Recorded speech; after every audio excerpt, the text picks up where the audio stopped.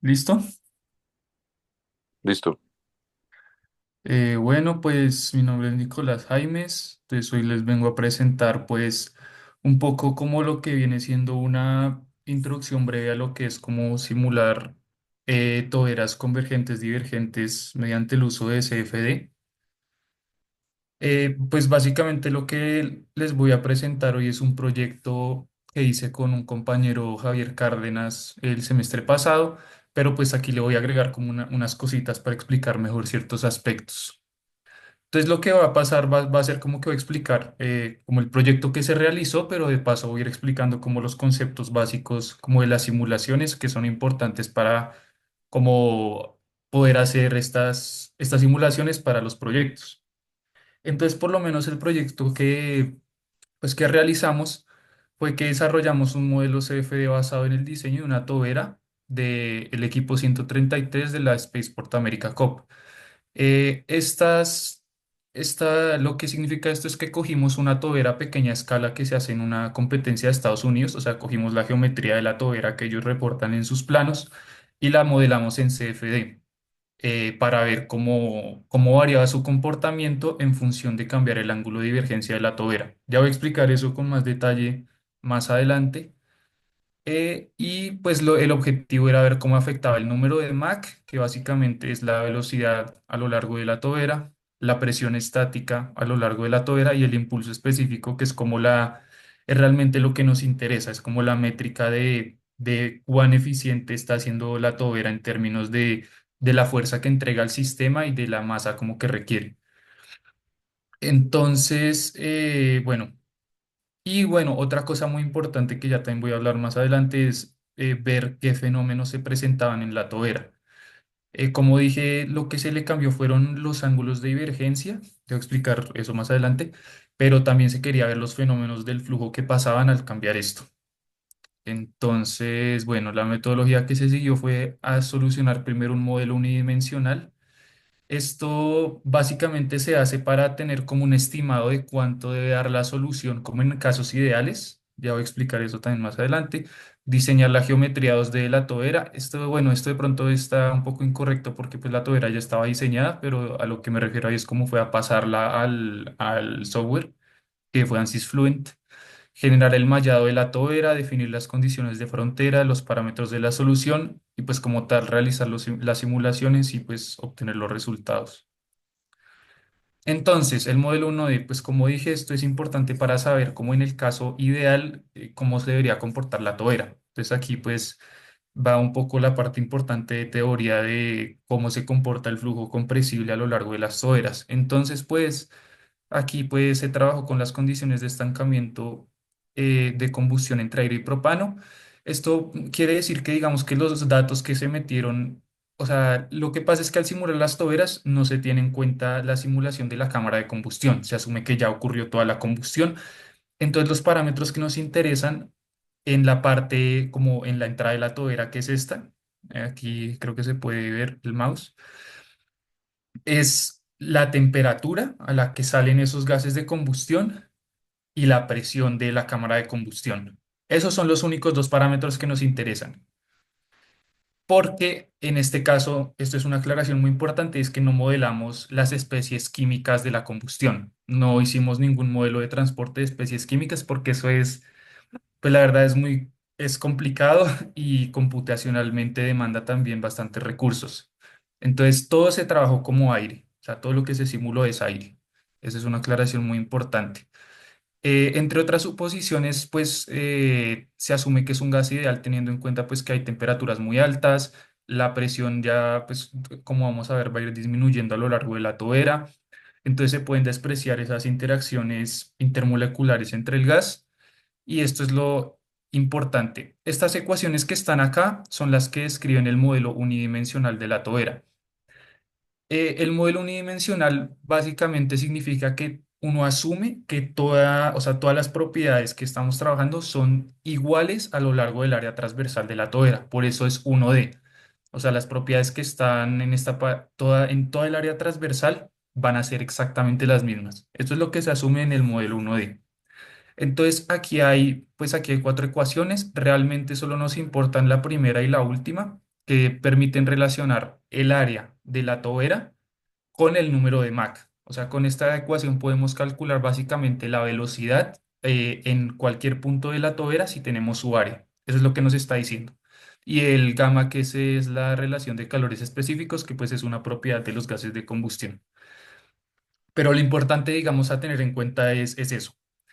Pues las otras dos ecuaciones permiten hacer, o sea, el paso a seguir es que con las relaciones de área calcula el número de Mach y con el número de Mach uno puede calcular la densidad y la temperatura y la presión a lo largo de toda la tobera. Pues en este caso digo que solo importan la primera y la última porque solo nos vamos a centrar en el número de Mach y en la presión. Entonces, pues sí. Digamos que aquí se puede ver una imagen de cómo es una tobera convergente y divergente. Convergente porque pues, es una región que va convergiendo hasta llegar a la garganta, que es el área más pequeña, y luego se vuelve a expandir. Y bueno, entre otras consideraciones, también se considera isentrópico, pues para el modelo 1D, esto es importante solo para el modelo 1D, ya vamos a ver por qué cuando lo pasamos a 2D ya no es isentrópico. Pero se considera isentrópico porque aquí estamos considerando que la tobera es un sistema diabático, no está intercambiando calor ni trabaja con un sistema externo. Irreversible por el término de que pues vamos a asumir que no hay disipación de energía, pues esto también tiene que ver con la suposición del modelo unidimensional, que todo a lo largo de las áreas transversales es igual. Esto último de la disipación de energía ya también lo voy a explicar mejor después. Bueno, y entonces, bueno, en la imagen de la tobera se puede ver que aquí tenemos m igual a 1 y m mayor a 1. Y aquí pues debería decir que m menor a 1 en esta parte, pero no dice. M quiere decir el número de Mach. Entonces, lo que pasa aquí es que en la sección convergente el número de Mach siempre va a ser menor a 1, entonces va a estar en estado subsónico. Una vez llega a la garganta, que es el área más pequeña, llega a estado sónico, que es igual a Mach igual a 1, y una vez empieza la sección divergente, ya acelera a velocidades supersónicas. El número de Mach es básicamente la relación entre pues, la velocidad de los gases y la velocidad del sonido. Pues digamos que el número de Mach también, o sea, hay que considerar también la temperatura y otras propiedades del gas, pero en esencia es eso. Y entonces los resultados esperados del modelo 1D son como lo que se presenta abajo. Entonces, cuando se hace en un programa de MATLAB sencillo, se programa un modelo unidimensional, lo que se obtiene es algo así. Entonces, uno tiene esta curva, por ejemplo, la roja es la del número de Mach, entonces va subsónico, Mach menor a 1, va subiendo, va subiendo, va subiendo, llega a 1. Esta región donde llega a 1 es el área es la garganta. Ahí llegó a la garganta, eso es lo que nos quiere decir, entonces llega a igualar la velocidad del sonido.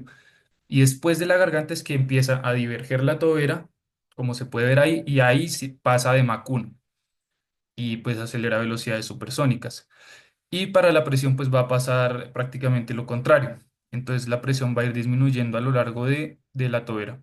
Ya vamos a ver por qué analizar la presión es tan importante en estos casos. Pero por ahora, entonces esto es como lo que se espera obtener de un modelo 1D. Nos permite como predecir ese comportamiento. Ahora, para definir la geometría 2D, pues como les expliqué, ya se tenían los planos. Al final voy a mostrar los planos como son. Entonces, digamos que solo cuando uno pasa eso al software, lo importante es como, pues ya tenemos la geometría, pero hay que definir cómo vamos a simular. Entonces, aquí traje esta imagen que básicamente, entonces, en el inlet se tiene, como mencioné antes, todas las condiciones de estancamiento como que salen de la cámara de combustión, como no la estamos modelando. Ahí se va a tener temperatura y presión. Y todo esto que está aquí es la tobera. Este arco, esto solamente es la tobera. Y como el resto del rectángulo es el fluido del aire. O sea, esto es la simulación de cómo va a interactuar eso que sale de la tobera con el aire. Todo eso es aire. Y ahí se definen las otras condiciones. Entonces, por lo menos pues en los software se define como un muro, como una frontera. Esto es como el outlet, en este outlet es como el outlet, pues como todo eso es el aire atmosférico, pues se va a tomar como pues a condiciones atmosféricas, se toma el aire, dependiendo de la altitud, porque a veces pues se quiere simular como no sé, cómo se va a comportar el flujo a diferentes alturas, entonces ahí la presión pues va a ir bajando, entonces es necesario modelar eso. Pues tener eso en cuenta en las condiciones de frontera. Y esta es el eje de simetría. Esto es importante porque es que a la hora de simular las toberas, como son cuerpos pues, rotacionalmente simétricos, o sea, son simétricos respecto a un eje, entonces, pues porque básicamente son como un cilindro con diferentes áreas. Esos son las toberas, pues al menos estas. Entonces, esto se define como el eje de simetría. Ya voy a explicar más qué se hace con eso. Ah, bueno. Entonces, pues por lo menos aquí yo tengo ya como el enmallado, que básicamente es discretizar pues la geometría, el dominio. Y algo súper importante es que a la hora de pues, realizar estas simulaciones es necesario hacer algo que se llama un análisis de convergencia de la malla. ¿Esto qué significa?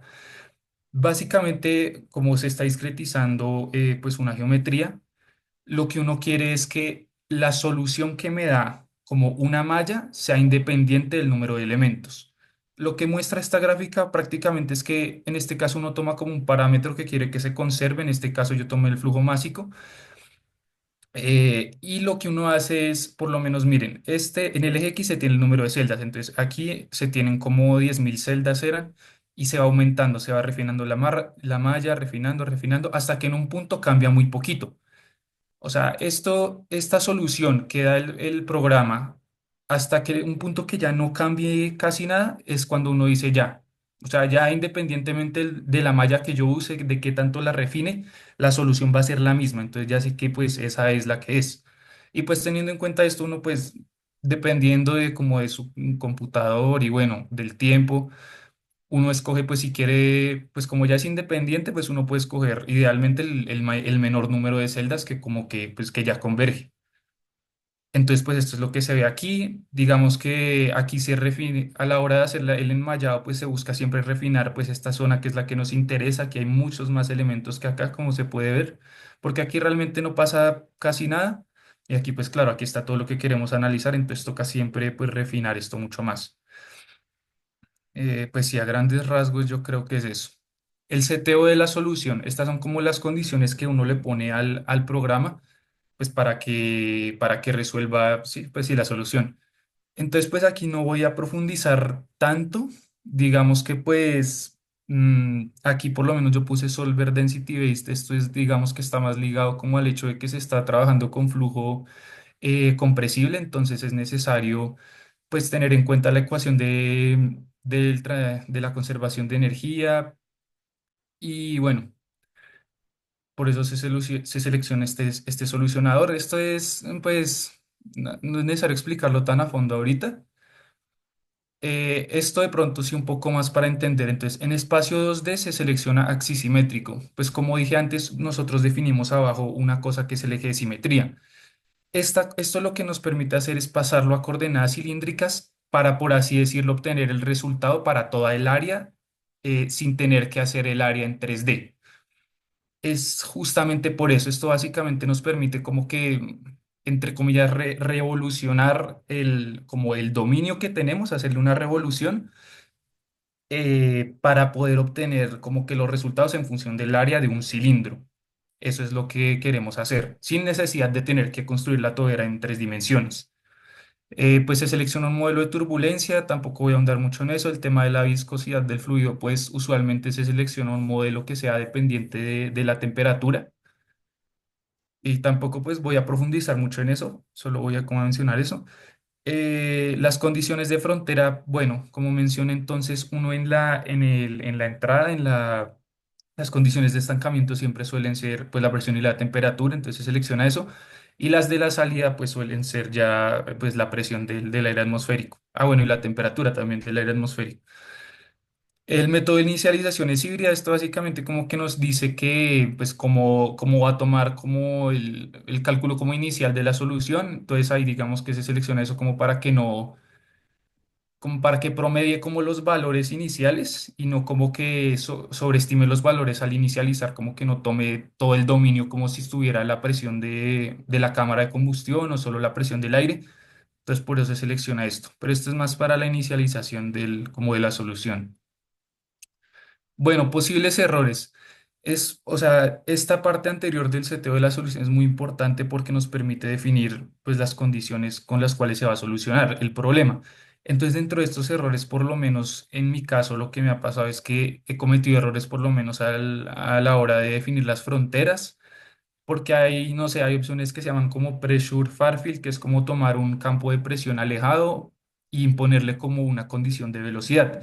Entonces uno puede pensar que eso es correcto, pero a la hora de probar las simulaciones, pues miren que eso no tiene sentido, eso está muy raro, está muy, muy raro eso.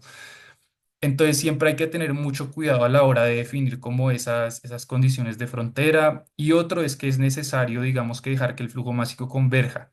Esto lo digo por como recordando lo del análisis de convergencia de malla. Es muy importante siempre que vayamos como a tomar una solución, como se puede ver aquí, dejar que converja, que la variación también en esa solución sea mínima, lo más pequeña posible para ya, digamos que tomar ese valor y ya poder seguir haciendo el estudio de convergencia. Es necesario, digamos que esto lo menciono porque a veces pasa que hay, a la hora de simular hay gente que no lo deja iterar lo suficiente. Entonces es necesario siempre hacer bastantes iteraciones hasta que logremos una buena convergencia. Bueno, ahora sí, estos son los resultados como el proyecto con mi compañero. Entonces, como pues ya vimos que la tobera tiene una parte convergente y una divergente, y al inicio yo dije que lo que se varió en como en este estudio fue el grado el ángulo de la parte divergente. Esto es lo que se vio acá. Entonces, por lo menos esta está a 5 grados, entonces se puede ver que no está como tan abierta, esta está a 9 grados, se abre un poquito más, esta tan 12, bueno, hasta que esta es la más abierta, que es la de 20 grados. Y aquí estamos viendo los resultados para el número de Mach.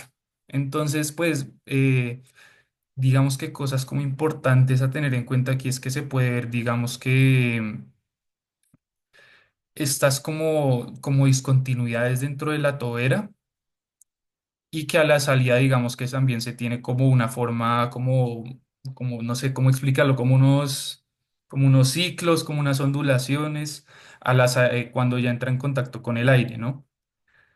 Y pues otra cosa de pronto a resaltar es que si digamos que nos fijamos un poquito como en los colorcitos, se puede ver que el número de Mach más grande a la salida de las toberas va a estar en esta, porque pues aquí está mucho más rojo a la salida, aquí no tanto, y al ver las escalas pues se determina eso, que el número de Mach más grande está aquí, a la salida de esta tobera, de la que tiene más ángulo de divergencia. Y eso nos podría llevar inicialmente a pensar pues que esta va a ser la mejor tobera, la tobera más eficiente.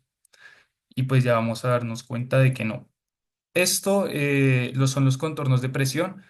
Realmente estos pues no, pues digamos que nos permiten ver otra vez estas estructuras como de diamantes. Y bueno, también nos permiten ver como estas discontinuidades que mostré antes dentro de las toberas. Y bueno, ahora vamos a ver qué son esas cosas, ¿no? Entonces, lo que está pasando dentro de las toberas, estas como, pronto acá, estas como X, bueno, no sé cómo decirlo bien, pero estas como discontinuidades son justamente la razón por la que se simula en CFD. O sea, esto muestra porque el modelo 1D no, o sea, es una aproximación como en el caso ideal, porque estas son ondas de choque. ¿Y qué son las ondas de choque? Pues en términos básicos, como se puede ver en la imagen aquí a la izquierda, las ondas de choque básicamente son cambios súbitos en la presión. Entonces, por lo menos aquí tenemos el gráfico de presión que había mostrado antes. Ahí va bajando y ¡tin! Sube por una onda de choque. Ese aumento drástico de la presión dentro de la tobera, ahí se puede ver, esa es una onda de choque normal. En este caso, pues tienen otra geometría. Pero esto básicamente lo que significa es que hay una pérdida de eficiencia en la tobera. O sea, se tiene una onda de choque y pues como la presión sube drásticamente, la velocidad va a tener una caída en picada también súper abrupta. Y afuera, estas formas como onduladas son lo que se conoce como discos de Mach. Que digamos que hay varias definiciones como para eso. A veces pero bueno, a veces se les dice así como por la estructura que tienen. Esta es, como se puede ver aquí en la imagen de la derecha, es como esta estructura donde las ondas de choque se van reflejando bastante en el flujo y van formando como esas estructuras adiamantadas. También se les llama diamantes de Mach. Y la razón por la que pasan es porque como la presión a la que sale el flujo de la tobera no es igual a la de la atmósfera, las ondas se van a tener que recomprimir, reexpandir, recomprimir, reexpandir hasta lograr como ese equilibrio en la presión. Es por eso que pasa esto. Y sí, y algo también súper importante es que esto ya, la suposición isentrópica del modelo 1D ya se pierde, esto ya no es reversible, aquí ya hay pérdidas considerables de energía. Entonces, por eso al inicio también mencionaba como eso. Aquí sí se tiene, esto ya es completamente irreversible por las super pérdidas de energía que se tienen por esas ondas de choque. Ah, bueno, pues aquí se ven como en la vida real, ahí las pueden ver. Digamos que otra razón también que como que leí alguna vez es que también pasa esto, aquí también puede pasar que como que los gases de la combustión que no se quemaron se quemen por las altas temperaturas. No estoy muy seguro de eso, pero está interesante el dato ahí. Y estos son los resultados. Entonces, bueno, yendo como un poquito rápido ya acá.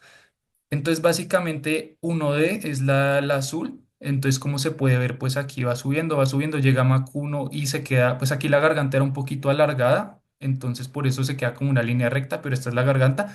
Y sube, sube, sube, sube ya normal. Ese es como el caso ideal. Pero como podemos ver, digamos que en la curva amarilla, que es como los resultados que se toman del eje de simetría de la simulación. Miren que aquí va subiendo el número de Mach baja de forma repentina por la onda de choque. Y luego sigue, sigue, sigue y mire otra vez discontinuidades, otra vez como que la onda de choque. Es que ahí hay ya como varias ondas de choque ocurriendo ahí. Y miren, ahí se tienen pérdidas de eficiencia. Entonces el número de Mach a la salida, miren que ya bajó bastante. Y digamos que eso se evidenció para todos. Y bueno, la gráfica de la presión es pues al revés. En la presión también se ven en vez de una bajada, se ve una subida abrupta de la presión. Y pues luego, sí, básicamente es eso. Bueno, y ahora sí, pues digamos que las conclusiones importantes de esto. Entonces, como les dije antes, pues además de ver esos fenómenos que les comenté, la idea era de ver pues realmente qué tobera es como más eficiente, ¿no? Y como les pues mencioné, la tobera que tenía el Mach más alto era la de 20 grados. Entonces, pues ahí entra como la importancia de la presión, porque un número de Mach a la salida no siempre se va a significar, o sea, un número de Mach más alto a la salida no siempre significa que la tobera sea más eficiente. ¿Por qué? Porque, como vimos, la presión, tener esa diferencia de presión induce pérdidas. Entonces, el impulso específico de la tobera que tenía el número de Mach más alto fue el peor de todos porque tenía la presión más baja. O sea, ahí se tuvieron pérdidas muy grandes debido a la diferencia de presión. Y se determinó que la tobera más óptima era esta, la de 9 grados, donde el número de Mach no fue el más alto, pero como que hubo un buen equilibrio entre el número de Mach y la presión a la salida de la tobera. La razón por la que, o sea, cómo se definen estas pérdidas, eso se llama como si la tobera está subexpandida, adaptada o sobreexpandida. Si está subexpandida, eso básicamente me dice que la tobera no está, pues, sí, no está lo suficientemente expandida para que el flujo como que eh, se logre desarrollar lo suficiente para igualar la presión a la salida. Por eso la de 5 grados, que por lo menos tiene una presión más alta a la presión atmosférica, que se simuló que fue de 101,325 kilopascales, es el caso subexpandido. El caso adaptado fue la de 9 grados porque miren que se puede ver que se tuvo una presión más parecida a la de salida y un número de Mach pues relativamente, sí, pues normal. Y el caso sobreexpandido fueron todas las demás, porque toda la presión, como se puede ver, es mucho menor a la presión atmosférica. A pesar de que el número de Mach es más alto, como se puede ver, miren que fueron pues menos eficientes. Bueno, aquí están los planos de la tobera que se utilizó. Aquí se puede ver que la garganta esta es la garganta. Aquí es donde, como en las gráficas, se subía y se quedaba constante en uno. Y bueno, seguía. Y pues sí, creo que ahí no hay nada más que discutir. Y pues ya para cerrar. Otra cosa muy importante de estas simulaciones que se hicieron es que se hicieron en estado estacionario. Eso básicamente como que significa que no hay como una discretización a lo largo del tiempo. Solo se tomó la solución después de ciertas iteraciones y pues ya. Sin embargo, la idea siempre, pues al menos en estos casos, es hacer las simulaciones en estado transitorio porque digamos que esas sí nos permiten captar la formación de estas ondas de choque, que son fenómenos pues, muy importantes, como vimos, porque inducen pérdidas y a veces pueden ser hasta peligrosos para la estructura de las toberas. Pero pues de eso tampoco voy a ahondar mucho ahorita. Em, pero en resumen, pues el caso transitorio es muy importante hacerlo, pero es difícil. Hacer esa discretización en el tiempo tiene varias implicaciones, pues como si utilizar un esquema implícito, explícito, eso tiene que ver como con la forma de, pues, de discretizar la solución. Eso teniendo en cuenta que también se trabaja con flujo compresible y con fenómenos que ocurren como tan rápidamente, como las ondas de choque. Esos fenómenos tan rápidos pueden generar problemas como estabilidad numérica, errores de difusión, pues ahí lo escribí mal, y de dispersión en el esquema numérico, que pues tampoco voy a ahondar mucho en eso, pero es muy importante tenerlos en cuenta porque uno no, o sea, esos son como las dificultades de hacer la simulación transitoria. La solución puede dar inestable, entonces es algo complicado. Pues aquí encontré un video que digamos que les quería mostrar para que vieran cómo se ve una solución transitoria, que no sé si esté del todo bien, como les digo. O sea, es que eso pueden pasar muchas cosas a la hora como de programar esas soluciones, pueden estar como que sobre restringidas, a veces ahí están muy dispersos los datos. Es complicado por la velocidad del problema físico que se está tratando. Y pues creo que eso es todo. No sé si entonces tienen preguntas, quieren que repase algo. Yo sé que fue harta información en no sé si no mucho tiempo, pero pues sí, eso es en esencia como lo que les traigo. No, pues creo que estaría bien. Así. Estuvo muy chévere. Sí, sí, Alejandro, bien. Estuvo muy, muy chévere. Listo, Siempre bros. pasa ese efecto de la compresión y expansión de la onda de choque. Sí, si quieres revisemos eso. ¿No hay Eh, alguna forma de evitar eso ¿A qué fenómeno te refieres, bro? a los diamantes que mencionabas? A los que pasan afuera. Sí, a los que pasan afuera. Digamos que sí, a ver, o sea, uno puede, lo que pasa es que digamos que diseñar la tobera perfecta es como imposible porque a medida que el cohete va volando, la presión del aire Sí, va bajando. sí, O claro. sea, tú realmente, digamos que en teoría sí se puede, creería, pues sería, es complicadísimo, pero sí se podría, pero eso siempre te va a variar. Pues, o sea, en teoría tú puedes hacer ese diseño súper óptimo de modo que la presión te salga igual, pero solo te sirve para una altitud. Sí, yo he visto que hay toberas Sí, con diámetro, perdón, con ángulo variable. sí. Uy, yo la verdad no, ni idea, yo no he visto eso, Sí, pero son como unas aleticas que le ponen ahí al a la borde salida me imagino. y a la salida. Sí, Y ahí va ok. variando el ángulo. Claro, para reducir esas pérdidas. Sí. Para que el choque, sí, sí, exactamente es por lo que tú dices, para que de pronto reducir esa diferencia en la presión del aire y la presión de salida de la tobera, para Mm. que no se generen como tanto esos diamantes de choque, sí. Digamos, estas toberas son para ambientes atmosféricos. ¿Cómo se Estas, vería? dime, sí. Sí, son para ambientes atmosféricos, ¿no? Sí, estas sí, todas las tiraron aquí para una competencia, sí. ¿Cómo se vería para un ambiente espacial? Uy, pues en un ambiente espacial que pues la presión sería casi nada, Casi cero, sí. casi cero. Entonces, digamos que teniendo en cuenta como eso, en un ambiente espacial pues habría un fenómeno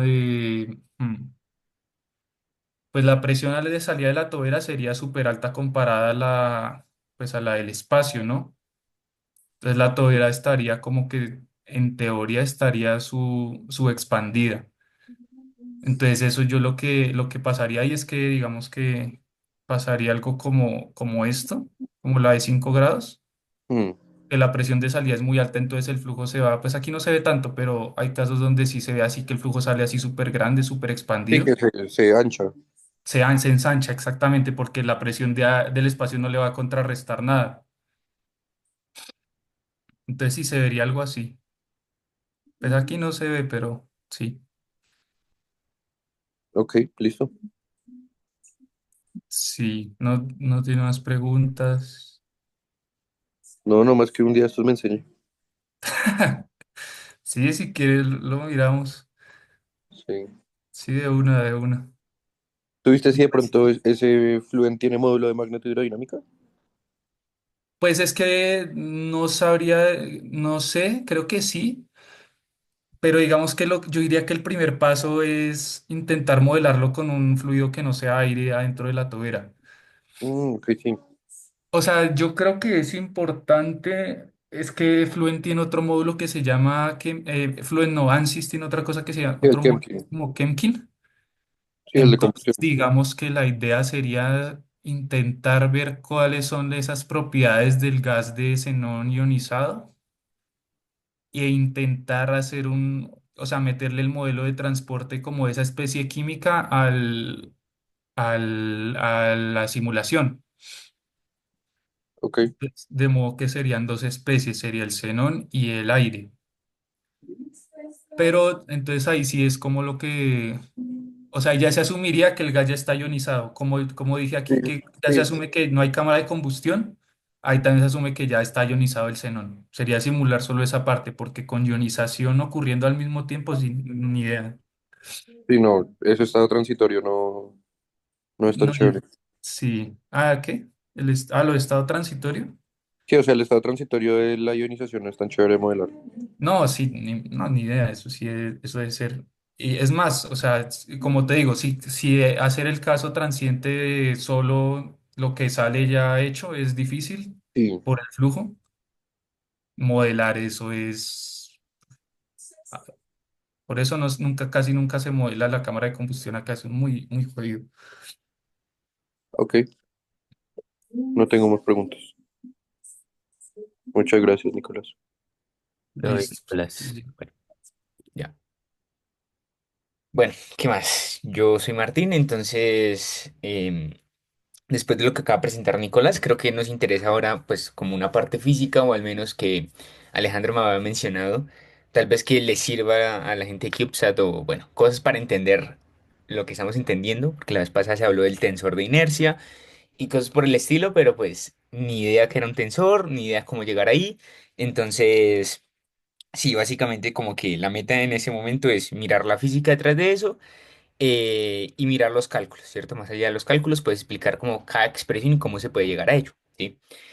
Entonces, básicamente, pues uno tiene, en principio, cualquier órbita. Nosotros, a nosotros en SpaceTech, por ejemplo, digamos que creo que el caso que siempre se pone es tener los CubeSats, por ejemplo, por ahí en órbita, ¿cierto? Y pues los CubeSats, en principio, pues tienen, uy, perdón, ya. eh, Deben tener correcciones, ¿cierto? Una vez estén como en órbita, pues más allá del momento de inercia de que estén rotando en sus diferentes ejes, se les debe meter correcciones y se les debe meter ciertos arreglos para que esa cosa pues no le pase nada, ¿sí? En principio. Entonces, ¿qué tiene uno? A uno le interesa pues hablar en principio de centro de masa, ¿cierto? Y el centro de masa es ver el sistema como si fuese un todo. Si yo tengo n partículas o n cuerpos, cualquier cosa, el centro de masa le dice, hermano, usted lo que puede hacer es normalizar todas las masas que tiene y condensarlas en un solo punto, que es lo que llama el centro de masa. El centro de masa no es más que un promedio de todas las masas en alguna posición del espacio, ¿ok? Entonces, ¿qué puede simular uno? Uno puede simular, claro, yo parto de mi origen, ¿cierto? Cualquier cosa, y yo tengo un radio vector. Ese radio vector, no sé si me ve bien ahí. Ese radio vector lo que le está diciendo es, bueno, ¿cuál es su posición dependiente del tiempo, ¿cierto? A uno en física le enseñan que uno puede tener momentos, ¿cierto? Y hacer el cambio de momento es analizar en dónde inicié y en dónde terminé, ¿cierto? Ese es mi delta de momento, ¿sí? Así lo puede hacer uno con el delta de radio, ¿cierto? Con el delta del vector radial, el delta de posición, pues, ¿sí? En principio. Entonces ese delta de posición lo que puede hacer es que uno tiene un objeto por ahí rotando, ¿cierto? Bueno, rotando no, orbitando en principio, y después de cierto tiempo uno mira cuál es ese vector relativo a las posiciones iniciales y finales. Entonces hasta ahí creo que no hay nada grave, es justamente esto de acá, ¿ok? Ahora bien, em, a uno también le interesa que esa cosa esté en órbita y creo que acá se deriva una de las leyes más, o sea, como más básicas, que son, digamos, las leyes de Kepler, por ejemplo, y es mirar, bueno, dónde inicié, dónde terminé, cuánto recorrí, ¿cierto? Y cuánto recorrí lo mido en el espacio en términos de área, ¿sí? Entonces, en términos de área, pues hallar justamente el área de este triángulo es hallar el área de un triángulo normal, un triángulo cualquiera, y es justamente todo lo que sabemos, ¿cierto? Es un medio de la base por altura y ya, ¿ok? Entonces, la base justamente es esto de acá, que es donde me finalizo, y la altura es justamente lo que recorrí, es decir, es mi arco en la órbita. Y el arco en la órbita, uno sabe que el arco pues está dado por teta por r y es justamente este delta teta con este delta r. Entonces hasta ahí creo que no hay nada grave y chévere por ahí, ¿sí? Ahora, claro, uno tiene el delta de área, pero quiere mirar cuál es la evolución de ese área en el tiempo, de manera muy fundamental y de manera muy general, ¿cierto? Y mirar ese delta de área en el tiempo es sacarle la derivada del área, cómo está cambiando el área en función del tiempo, ¿sí?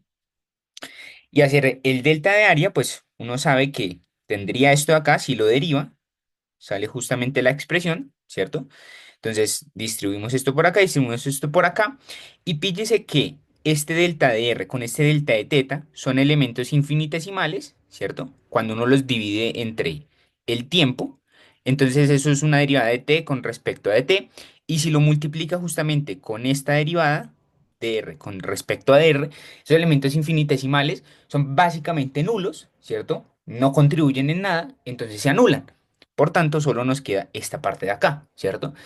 Y esa parte de acá se parece mucho a, a algo, uno tiene nociones físicas de que, por ejemplo, no sé, la velocidad está en términos cuadráticos, cosas por el estilo, y pues uno sabe que con velocidad puede sacar momentos, ¿cierto? Momentos angulares y cosas por el estilo. Acá un pequeño truco es intentar coger la masa o intentar mirar las unidades para ver qué nos sale. Si yo divido y multiplico en ambos lados por la masa, pues uno sabe que tiene esto de acá. ¿Y esto de acá qué es? Uno sabe que omega es b entre el radio, ¿cierto? En un movimiento circular, en principio, o sea, de manera general se cumple, ¿cierto? Entonces, si uno tiene r cuadrado por omega, es lo mismo que tener r cuadrado por b entre r, y tiene esto de acá, tiene esta expresión. Esta expresión es justamente la propia definición intrínseca de que si yo cambio el área, está cambiando el momento angular, porque esto tiene unidades de momento angular, es masa por velocidad por radio. Entonces, hasta ahí creo que no hay nada raro, simplemente las unidades cuadran y es lo que nos interesa, ¿ok? Entonces, cambiar el área, intrínsecamente lo que le está diciendo la física uno es coja y cambie el momento normalizado entre las masas que tenga, ¿sí? En principio. Y si uno analiza bien, lo que le está diciendo es justamente esto. El bicho que yo tenga, la partícula que yo tenga orbitando por ahí, va a ahorrar áreas iguales en tiempos iguales. Entonces, en principio no hay nada raro hasta ahí. ¿Hasta ahí se me está entendiendo, Alejandro? No sé. ¿Bien? ¿O voy Sí, muy todo bien. rápido? ¿Sí? ¿Todo bien? Bien, chévere. Sí, todo bien. Hágale. Entonces, ya les hablé de centro de masa y el centro de masa, como les dije, de cierto modo es normalizar toda la cantidad de partículas que ustedes tengan, no sé, esta densidad de masa, ¿cierto? En el espacio, de condensarla en un solo punto. Entonces uno asume un punto arbitrario, que eso pues se calculará por alguna geometría que tenga el cuerpo, ¿cierto? Pero entonces partimos de lo mismo, del mismo principio. Bueno, parto mi origen y vamos a mirar cómo evolucionan las cosas o las masas en el tiempo, ¿cierto? Dependiendo de la posición desde mi origen. Ojo, esta es la posición desde mi origen, ¿cierto? Y para una masa cualquiera, ¿cierto? Eso es una masa arbitraria, pongámosle, masa arbitraria,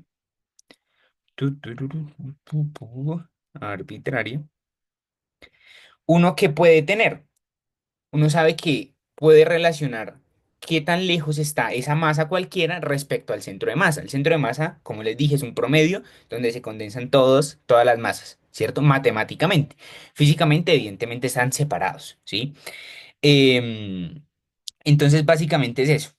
a uno le interesa analizar en dónde está cualquier partícula respecto al centro de masa. Y eso es justamente esta posición, pongámosle que esto es la posición relativa, ¿sí? Posición relativa. Entonces, hablar de posición relativa por notación, pues uno lo habla de sistemas primados, RJ prima, ¿cierto? Donde J es cualquier partícula, cualquier cuerpo que tengamos por ahí en el espacio, ¿sí? Y ahora bien, aplicando la definición de momento angular, pues uno sabe que eso es R cruz M por B, ¿cierto? Que si uno le saca la magnitud es justamente lo que tiene acá, ¿cierto? En principio.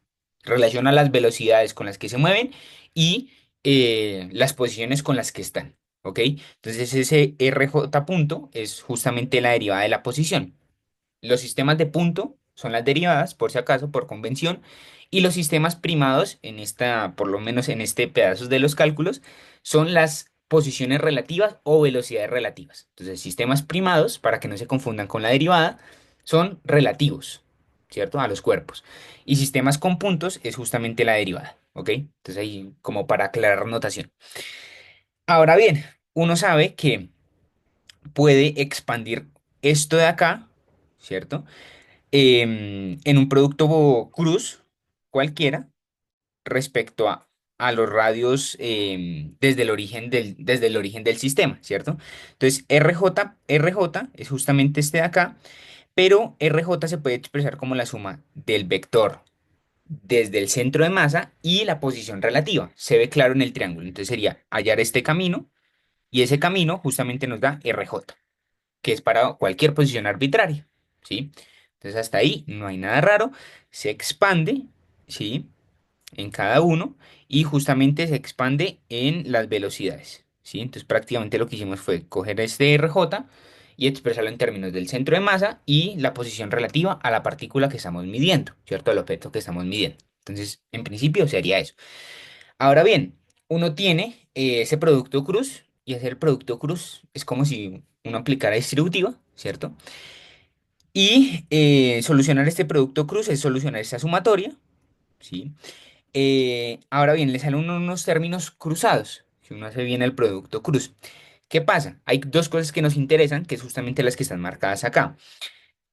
Hay unos términos cruzados que nos salen y son los términos del centro de masa. Aclaración importante.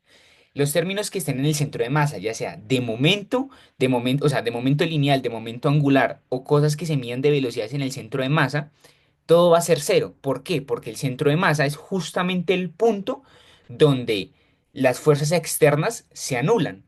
Entonces, si las fuerzas externas se anulan, no hay cambio de momento, por tanto, todo va a ser cero. Todo medido desde el centro de masa en sí mismo es cero, ¿cierto? Porque no hay ningún cambio, no hay algo respectivo, ¿cierto? Entonces, justamente es que si yo mido cualquier cosa desde el centro de masa en el centro de masa, va a ser cero, ¿sí?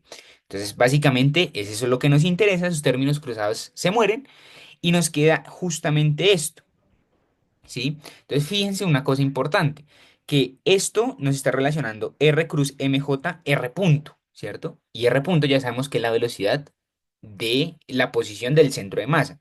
Y eso es justamente la definición de momento angular, ¿cierto? Que ya sabemos que es esta de acá. R cruz MJ R punto cualquiera generalizado, ¿sí? Ahora bien, nos aparecen dos términos gracias a ese producto cruz y esa expansión que hicimos en los dos vectores.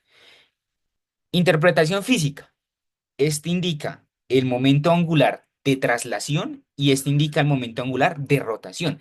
Es decir, que para cualquier cuerpo, porque fíjense que acá yo no estoy especificando ninguna geometría, yo no estoy especificando si es una bola, si es un cohete, si es, no sé, cualquier cosa, ¿cierto?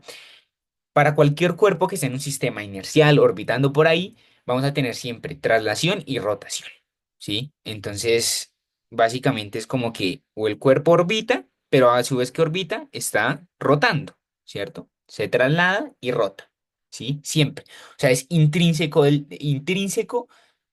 independiente a cualquier sistema o geometría que estemos analizando, ¿ok? Entonces, Bro, bien. una preguntita. ¿Qué? Qué pena te interrumpo. O sea, es independiente de la geometría y solo es dependiente, o sea, el cuerpo que tengamos solo es dependiente de la masa. Solo lo estamos viendo desde la masa del cuerpo.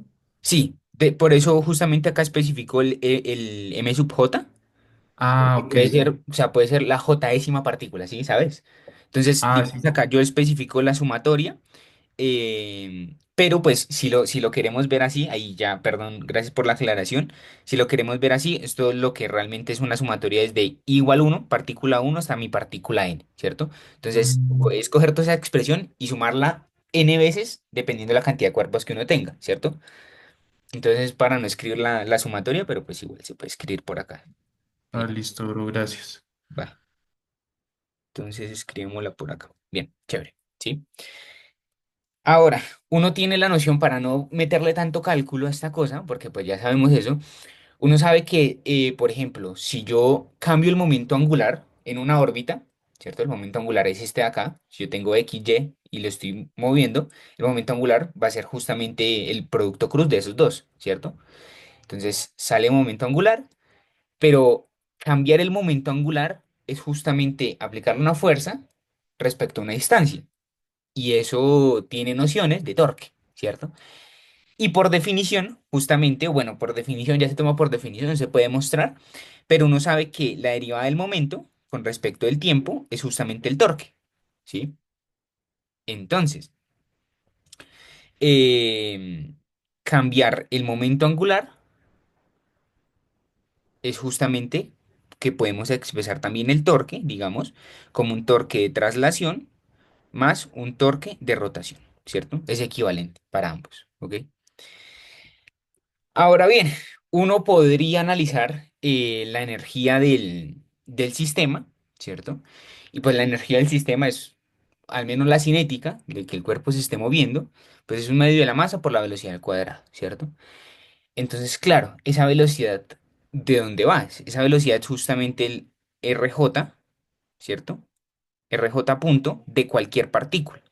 Pero uno sabe que el RJ lo puede expresar en términos de estos dos manes de acá, del R del centro de masa, ¿cierto? De la posición del centro de masa, y el R relativo a esa partícula, ¿ok? Entonces sale justamente esta expansión de acá. Y misma situación, si yo estoy midiendo, ¿cierto? Cualquier cosa desde el mismo centro de masa, la velocidad en el centro de masa medida en sí mismo, no cambia porque me estoy midiendo a mí mismo si yo me paro en el centro de masa. Entonces esa velocidad también se muere, ¿cierto? Fíjense que eso son cosas de momento, unidades de momento, ¿sí? Y el momento, como ya dije, se muere, ¿ok? En el centro de masa. Ahora bien, naturalmente sale, y eso lo ve uno en cursos de física uno por ejemplo, eh, sale que una energía cinética de traslación y una energía cinética de rotación. Entonces, fíjense que la de traslación se relaciona con el centro de masa y la otra se relaciona a la partícula. Entonces, yo cojo mi sistema, normalizo el centro de masa y miro cuál es la cinética de ese centro de masa, del sistema como un todo, ¿sí? Pero también tengo que mirar la contribución que hace la propia partícula debido a su rotación intrínseca o al cuerpo que esté girando, ¿sí? Entonces, básicamente es eso, ¿sí? Acá hay unos términos que, pues, no interesan mucho, pero pues acá empieza a aparecer lo que es inercia, ¿cierto? En los cursos de física uno por ejemplo, que uno miraba, la cinética de rotación la expresaban como un medio de I por omega cuadrado, ¿cierto? Eso es como bastante común que lo expresen así por omega cuadrado, ¿sí? Acuérdense que teta punto es el cambio de, pues, es el delta teta con respecto a t, ¿cierto? Y esto es omega, es la velocidad angular del sistema, ¿sí? Entonces, simplemente es por notación del sistema punto ahí de las derivadas, ¿ok? Entonces, básicamente es eso. A uno le enseñan que la energía cinética de rotación, es decir, esta cosa de acá, ¿cierto? De cada partícula, va a depender de la inercia de la partícula, de la inercia del objeto. Entonces, acá sí depende de la geometría del objeto, porque justamente la inercia depende de la geometría del objeto, ¿cierto? Si no es lo mismo tener una bola, tener una varilla, a tener cualquier cosa, ¿cierto? Que uno pueda, no sé, simular, ¿sí? Y eso entonces me da 2 grados de libertad.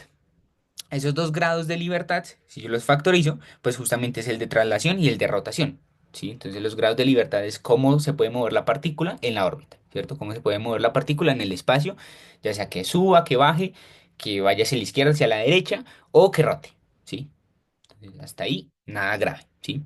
¿Todo claro? Ahora, a uno le interesa, pues creo que lo he mencionado en la otra, en el otro, en la otra masterclass, de rotaciones, ¿cierto? Pero la vez pasada hablé de rotaciones como desde la álgebra lineal de cómo puedo hacer cambios de coordenadas. Y hacer cambios de coordenadas es justamente hacer lo que hicimos acá. ¿Cómo puedo expresar la posición de una partícula respecto al centro de masa? Entonces, cojo mi posición relativa y miro el radio desde el origen, ¿sí? Eso es un cambio, digamos, de coordenadas o cómo puedo simular desde otro sistema de coordenadas, ¿sí? Ahora, la rotación es lo que le indican a uno es, bueno, se está rotando, pero ahí tiene que haber cantidades que se conservan. Ya sabemos que el momento angular se conserva y que si yo cambio el torque, pues evidentemente va a haber momento angular, ¿ok? Físicamente, bueno, o matemáticamente el formalismo de que algo rote se hace en cambios infinitesimales. ¿Cómo así infinitesimales? Pensémoslo en la práctica. Si uno tiene un cohete por ahí en el espacio, ¿cierto? Evidentemente el cohete pues va a tener un montón de correcciones, porque el cohete no es un cohete libre, es decir, no está en el vacío, en principio. Va a tener atracción gravitacional, va a tener presión de radiación, ya sea que venga del Sol. Si está saliendo de la órbita, todas las partículas que estén en la atmósfera le van a pegar, cosas por el estilo, eso va a afectar la órbita, ¿cierto? Entonces, hacer rotaciones infinitesimales lo que me está dando es un sabor de, bueno, usted em, cómo puede hacer correcciones en el sistema, correcciones pequeñas. Evidentemente, el objeto que yo esté haciendo por una corrección pequeña o por alguna presión, digamos, de que le llegue luz o de que la atracción gravitacional de la Tierra lo afecte, pues no se va a ir de una como a un pozo súper profundo, infinito, o cosas por el estilo, súper bruscas, pero sí van a tener que hacer correcciones, ¿cierto? Y esas correcciones tienen que ser pequeñas, ¿cierto? Tienen que ser pequeñas y tienen que ser constantes, ¿cierto? Entonces tiene que ser un tiempo continuo, a eso se refiere con cambios infinitesimales de las rotaciones. Si son cosas como discretizadas, son cosas de rotaciones finitas, es decir, que yo cojo y ¡pum! Le mando así, o sea, como que roto de una el sistema, así bruscamente, esa cosa no va a funcionar, ¿cierto? No es lo mismo rotar así que rotar para el otro lado, ¿ok? Entonces, físicamente uno dice que, bueno, eso conmuta, pero eso no es muy interesante. Lo importante es como la noción física detrás de eso. Ahora bien, uno puede saber que, ya sabemos que velocidad, sí, velocidad entre el radio es omega, ¿cierto? Es la velocidad angular del sistema, ¿ok? Entonces, mm, uno lo puede llevar al caso en el que, claro, yo no estoy mirando una sola dimensión, sino que estoy mirando tres dimensiones o n dimensiones en principio, ¿cierto? Aunque no tendría mucho sentido, pero bueno, n dimensiones. Entonces, ¿qué toca hacer? Poner eso vectorial, ¿sí? Entonces, poner eso vectorial es coger la velocidad angular y mandarla a vectores, ¿cierto? Y el radio, pues evidentemente se puede expresar como un vector, ¿ok? Entonces, la velocidad se puede expresar así. Chévere hasta ahí. Es decir, si yo tuviese un sistema de coordenadas, en I, J y K, lo que me está diciendo es, bueno, usted tiene rotaciones en cada eje de coordenadas. No está diciendo más. Esa es la noción física, ¿sí? Entonces, por eso llevamos las velocidades angulares, no como un escalar, sino como un vector, ¿ok? Entonces, ya sabemos esto, ¿cierto? De que torque y momento angular pueden ser de traslación y de rotación, ambos, ¿cierto?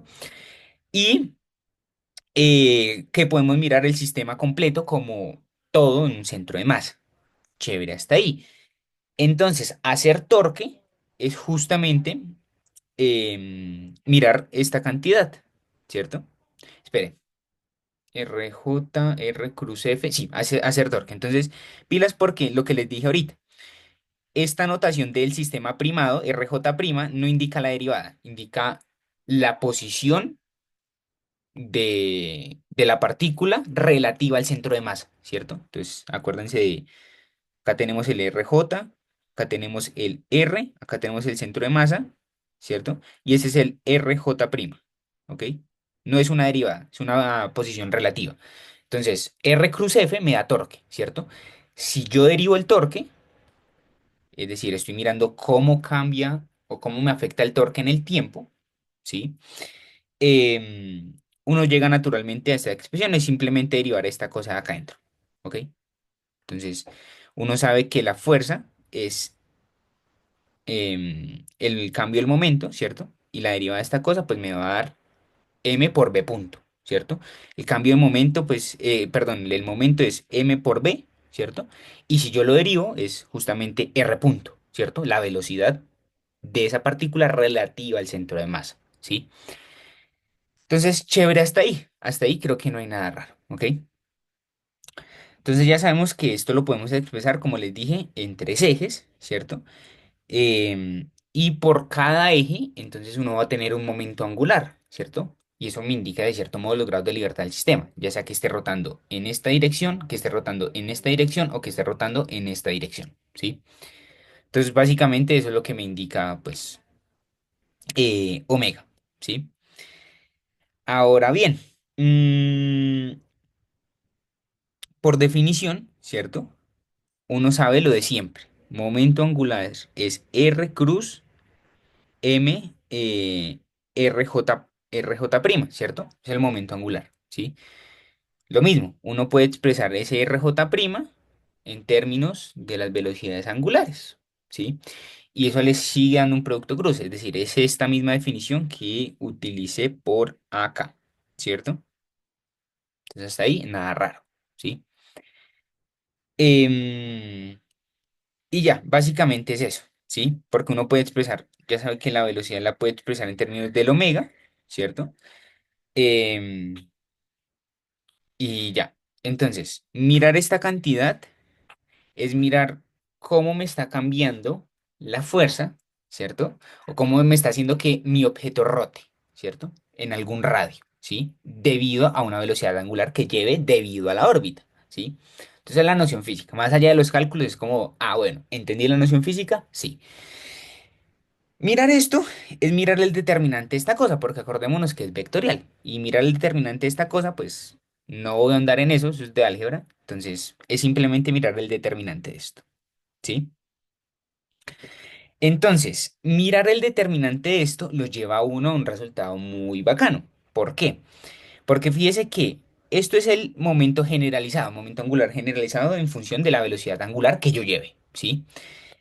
Claro, pero yo necesito saber es, bueno, yo necesito hacer una corrección en algún eje, ya sea X, Y, Z, cualquier cosa, ¿sí? Entonces, mirar, digamos, si yo quiero hacer la corrección o mirar el momento angular en el eje X, ¿cierto? Pues al menos en un sistema cartesiano, ¿sí? Em, es justamente mirar, fíjense, la componente de la velocidad angular que lleve ese eje y sumar todas las componentes, ¿cierto? Ya sea de Y y de Z. Entonces fíjense que es algo curioso y eso es de manera muy general, funciona para Y y para Z. Mirar el momento angular en X es mirar las componentes cruzadas de Y y de Z. Entonces yo tengo que analizar X, por tanto me fijo en cómo me afecta Y y cómo me afecta Z en función de la velocidad angular que yo lleve en X. Creo que la noción ahí está bastante clara, ¿sí? Y básicamente es eso. Entonces, más allá de los cálculos, que es como medio canzones, ¿cierto? Es llegar a esa expresión. Y se generaliza para LY y LZ, ¿cierto? Entonces, LY pues es mirar las componentes de Z y de X en función de la velocidad angular de Y. Lo mismo para LZ, ¿sí? Entonces, hasta ahí no hay nada raro, ¿ok? Entonces, claro, uno tiene ahora acá, si hace bien la multiplicación, si hace bien las distributivas y eso, se da cuenta que el momento angular, pues ya sabe que lo podemos hablar de traslación y de rotación, y eso implica una inercia, ¿cierto? Implica una inercia del sistema en función de la velocidad angular que tenga cada eje coordenado, ¿sí? En función de X, de Y de Z. Entonces, si yo tengo LX, LY y LZ, ¿cierto? Pues también voy a tener una inercia asociada a cada eje. Y es justamente lo que se deriva de acá, ¿sí? Entonces, hasta ahí, nada raro. Curioso, porque fíjense que hablar de LX, ¿cierto? es hablar de cómo puedo obtener Lx en función del momento de inercia, ¿cierto? Y si uno mira el momento de inercia, ahora sí, como un tensor, como una matriz, ¿cierto? Porque uno siempre tiene como, bueno, yo tengo mi Lx, Ly y Lz, ¿cierto? Y le tengo que meter un tensor, omega x, omega y, omega z, ¿cierto? Eso de cierto modo me está indicando una rotación en el sistema. Deme un vector columna, ¿cierto? Que es justamente qué velocidades tengo en cada eje y transfórmelo para hallarme los momentos angulares.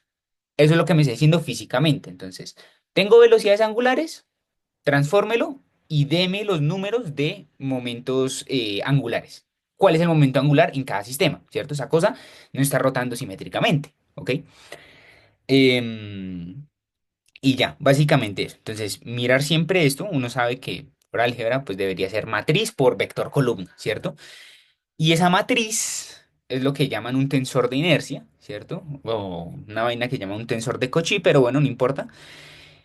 ¿Qué es un tensor? Entonces, un tensor le está diciendo, usted tiene inercias en todo el sistema, en todos los ejes, ¿cierto? En X, Y y Z.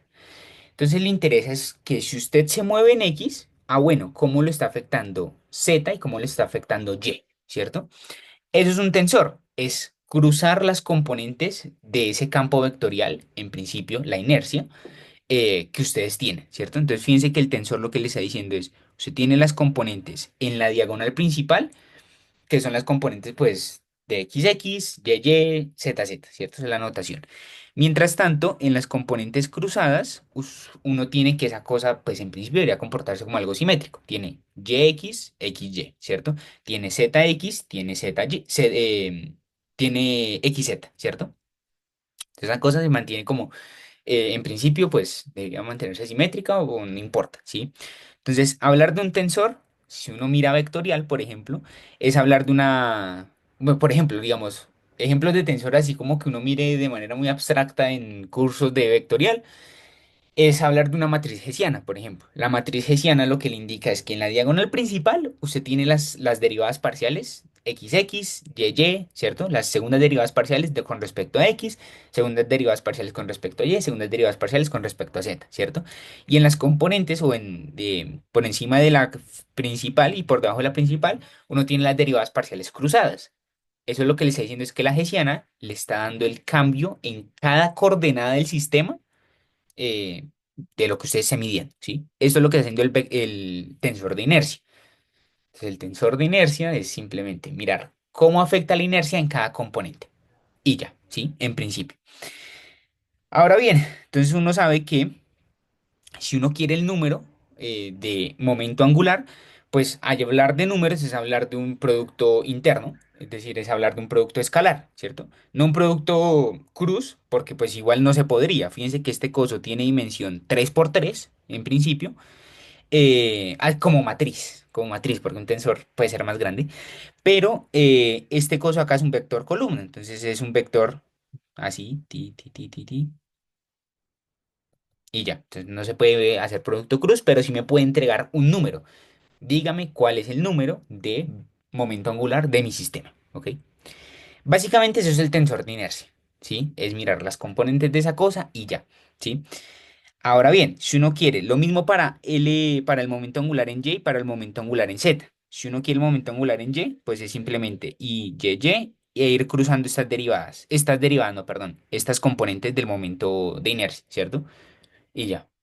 Entonces, físicamente se entiende, ¿ok? Los cálculos, pues, se dejarán para después, no sé, si alguien osa revisarlos. Pero bueno, em, creo que acá, sí, básicamente ya casi estoy terminando. A uno le interesa, entonces, ya dijimos que hice un paréntesis ahí de hablar de momento de inercia, ¿cierto? Y el tensor de inercia relacionado con el momento angular. Momento angular es inercia por omega, ¿cierto? Eso es lo que le enseñan a uno en física uno esto. Y por omega. Esto no es cierto, es parcialmente cierto si yo tengo solo una componente. Claro, si yo tengo una sola componente, las multiplico y me da un escalar, me da un número. De manera generalizada, es un tensor que multiplica un vector, ¿sí? Y ya. Entonces tengo los números en cada componente. Entonces es chévere porque teníamos nosotros anteriormente cinética de traslación y cinética de rotación, ¿cierto?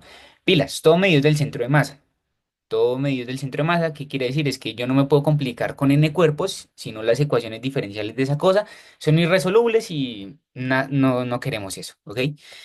Em, entonces, hablar de la cinética de rotación, hablar de esta cosa desde el centro de masa es justamente mirar la velocidad de la partícula relativa al centro de masa. Sistema primado, ¿sí? Y ya, ¿ok?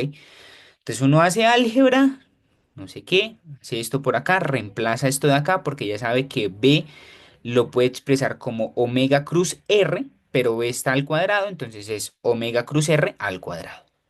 Ahí no hay nada raro, ¿ok? Ahora, uno dice, claro, si uno expande esta cosa de acá, ¿cierto? Expande este cuadrado, le va a salir esto de acá, ¿sí?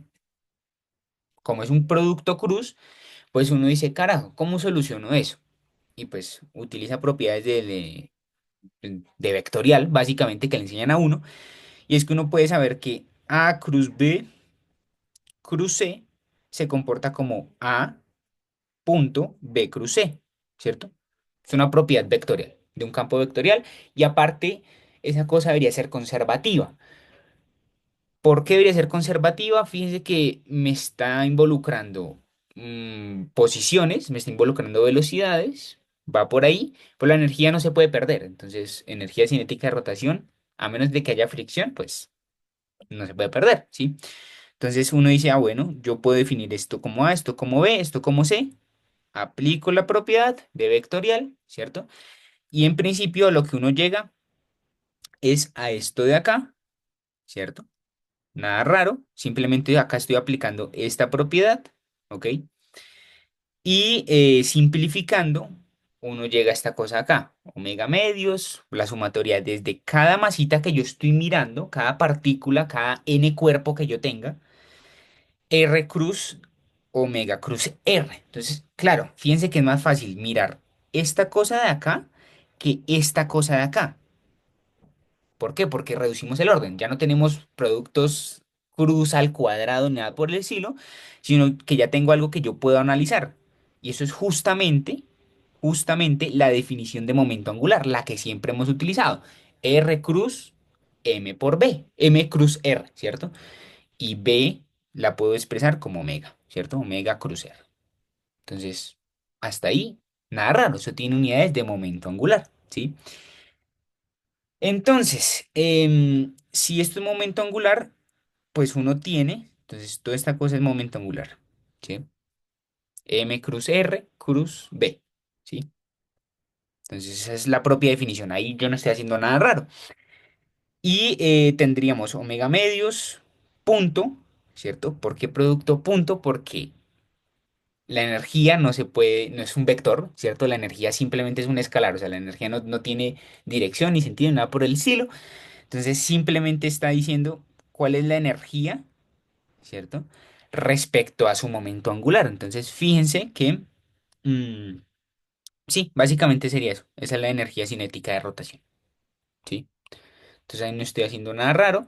Y L, sabemos que lo podemos expresar en términos del momento de inercia y de omega, ¿cierto? Como producto punto. Entonces fíjense que todo tiene sentido y todo se correlaciona.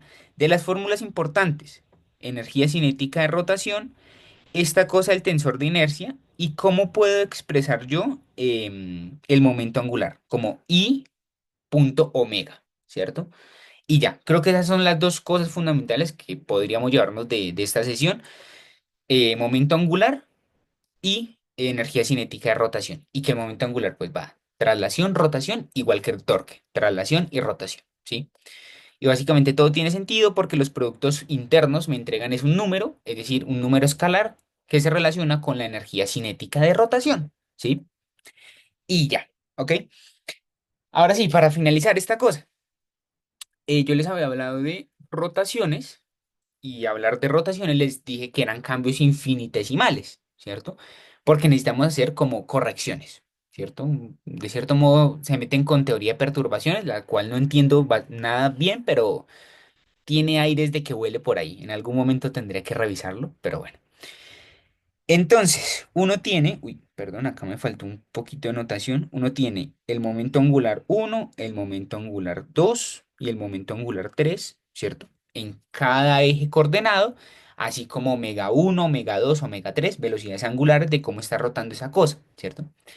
Entonces yo tengo mi bicho por allá en el espacio, centrado en el origen, ¿cierto? Le pongo mi eje coordenado, lo mido y lo roto un poquito, ¿cierto? O ya sea que esté en órbita y yo digo, uy, esa rotación no la quiero. Entonces vamos a mirar qué consideraciones hay que hacer para esa rotación, ¿sí? Entonces, hablar de momento angular es decir, acá lo hice con el ejemplo, miremos solo el ejemplo de esta cosa de acá, de que si yo solo me muevo, de que miro cómo cambios el momento angular en el eje X, por ejemplo, ¿sí? Esto por definición, ¿quién es? Es la inercia de ese eje por la velocidad de ese eje, pero claro, hacer un delta de velocidad o hacer un delta de el momento angular solo en ese eje me está afectando los otros dos de manera muy pequeñita. Y eso es lo que hay que considerar, ¿cierto? Y esa de manera muy pequeñita es lo que uno considera en estos términos adicionales, ¿cierto? Que salen naturales y salen por geometría. Fíjense que no es nada raro. Si yo me muevo en esta parte de acá, ¿qué está haciendo? O sea, si yo me muevo así, ¡pup! En el eje X, ¿cierto? Esta cosa se va a rotar, ¿ok? Entonces, este Y lo que va a hacer es desplazarse, ¿cierto? Se desplaza un poquito en un ángulo delta teta 3 le puse, ¿cierto? En un ángulo cualquiera, no importa. Después se generaliza y se puede hacer para cualquier ángulo y para cualquier momento angular y para cualquier eje, ¿cierto?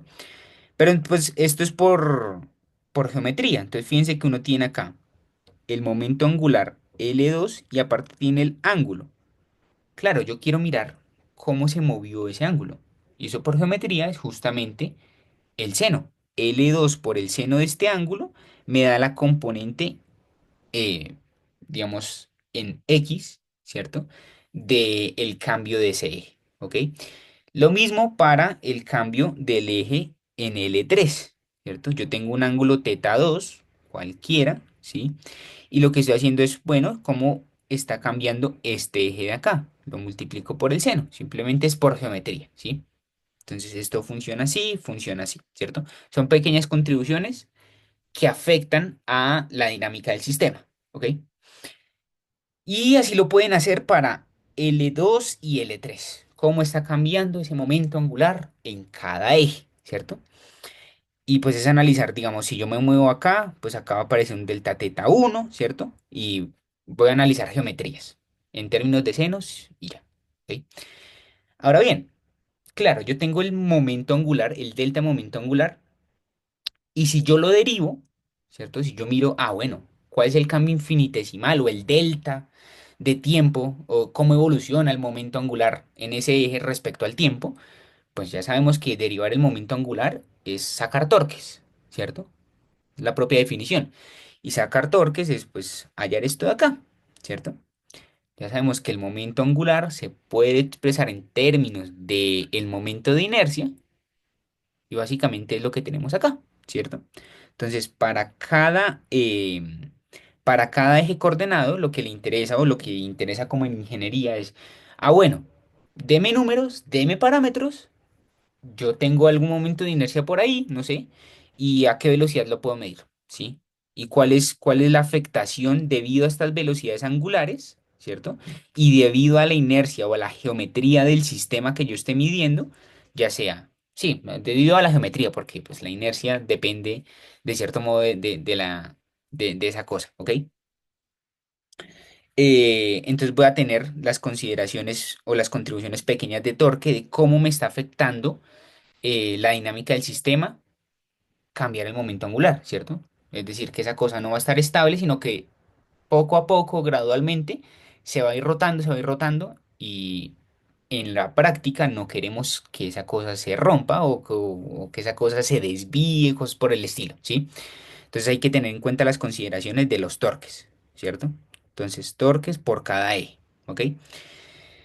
Y de manera generalizada, pues ahí uno se da cuenta que los torques por cada eje, es decir, por cada I, ¿cierto? Ya sea y en X, Y, Z, cualquiera, pues yo voy a obtener esta fórmula, ¿cierto? Entonces acá yo de manera muy amable, pues se les sacó cada torque para que lo consideren, para que lo tengan en cuenta y para que tengan en cuenta las componentes del momento angular, del momento de inercia, perdón, ¿ok? Y básicamente sería eso. Es un poquito pesado, pero en resumen, ¿qué le interesa a uno?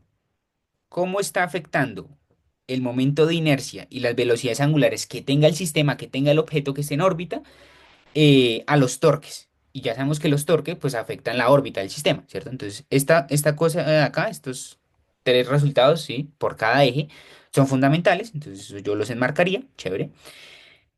Puede que interese, no sé, la energía cinética del sistema, a ver qué tantas pérdidas puede haber, por ejemplo, dependiendo de la inercia y dependiendo de las velocidades que ustedes lleven, ¿sí? Em, y el momento angular. ¿Cómo pueden analizar el momento angular? Dependiendo de la inercia y de la velocidad angular que ustedes lleven. Entonces, fíjense que todo está relacionado, ¿sí? Y entender ese momento de inercia.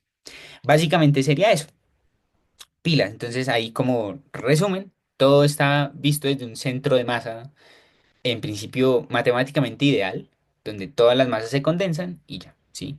Pero pues básicamente sería eso. Espero se haya entendido. Los cálculos, más allá de entenderlos, es como echar álgebra y sentarse, pero pues sí, las nociones al menos se entienden, de que ya puedo mirar cómo se afecta el momento angular, cómo me afecta entonces el torque del sistema y afectar el torque del sistema es afectar la dinámica en órbita de cualquier objeto, ¿sí? Intrínsecamente. Por eso hay que tener en cuenta las correcciones. Y las correcciones son estas de acá. Y ya. Entonces, pues creo que sería eso. No sé si estuvo bien hasta ahí. Sí, todo bien. Bien. Una pregunta. Diga. Eh, Ingenierilmente, ¿uno cómo impulsa pues, estos cambios, estas correcciones? Bro, ahí sí, no sé ni idea. Bueno, hay varias formas. Las más comunes son con ruedas de reacción, Ah, que funcionan mediante conservación de momento angular, precisamente por esto. ujú. Básicamente un motorcito que se activa, gira una masa y por conservación pues gira en sentido contrario el objeto. Ok, sí. Creo que eso lo habló Jorge la vez pasada. Sí, sí, sí. Eso lo Jorge, sí. Sí, sí. Y la otra más común también es por una mini propulsión o expulsión de un gas. Eso tiene un nombre técnico que no me acuerdo en este momento. Ujú, Creo que es PRC, algo ujú, así.